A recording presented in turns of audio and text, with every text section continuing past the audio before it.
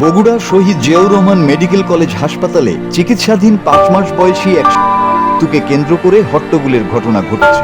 এই ঘটনায় শিশুর স্বজনদের সঙ্গে ইন্টার্ন চিকিৎসকদের উত্তেজনা ও পাল্টাপাল্টি মারের অভিযোগ উঠেছে।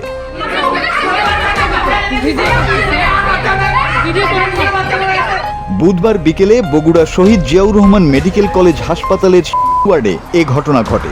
যাওয়া শিশু নিহান, তার বয়স ছিল ৫ মাস। সে শহরের সেউজগাড়ি ডাবতলা এলাকার মোহাম্মদ খোকনের ছেলে। নিহানের পরিবারের দাবি, নিউমোনিয়ায় আক্রান্ত হয়ে গত সোমবার হাসপাতালে ভর্তি করা হয় তাকে। চিকিৎসাধীন অবস্থায় বুধবার দুপুরের পর তার শারীরিক অবস্থার অবনতি ঘটে। এ সময় নার্সদের একাধিকবার ডাকলেও কেউ দ্রুত সাড়া দেননি বলে অভিযোগ পরিবারের। ডক্টরকে বলছে এখন কেন আসছেন, আপনাদেরকে বাবু সিরিয়াস হয় তখন আপনাদেরকে খুঁজে পাই না, এখন যান, এখান থেকে যান। কনুতে আস্তে করে একটা ধাক্কা দিছে। ওনারা দৌড়ে গিয়ে ওনাদেরকে মেডিকেল কলেজ টিমের যারা কলেজের যত স্টুডেন্ট আছে সবাই একত্রিত হয়ে এসে হামলা করে, মারধর করে, অনেক ক্ষতিকর।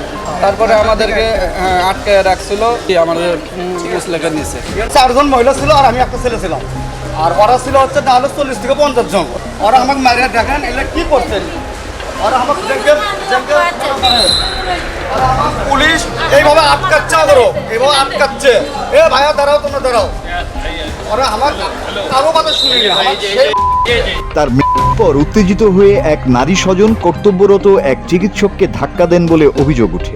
এরপর পরিস্থিতি উত্তপ্ত হয়ে উঠলে ইন্টার্ন চিকিৎসক ও স্বজনদের মধ্যে বাকবিতণ্ডা এবং ধস্তাধস্তির ঘটনা ঘটে। এ সময় আনসার সদস্যরা কয়েকজন স্বজনকে আটক করে। পরে রাত 11:30টার দিকে মুচলেকা দিয়ে হাসপাতাল ত্যাগ করেন নিহত।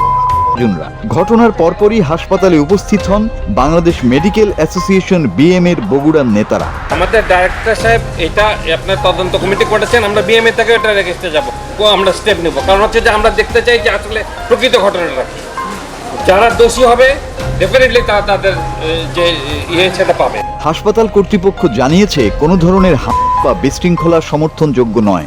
ঘটনার প্রকৃত কারণ অনুসন্ধানে 3 সদস্যের তদন্ত কমিটি গঠন করা হয়েছে। অ্যাটেন্ডেন্স ডাক্তারের গায়ে প্রথমে হাত দিয়েছে, তার মেকআপ খুলে ফেলেছে।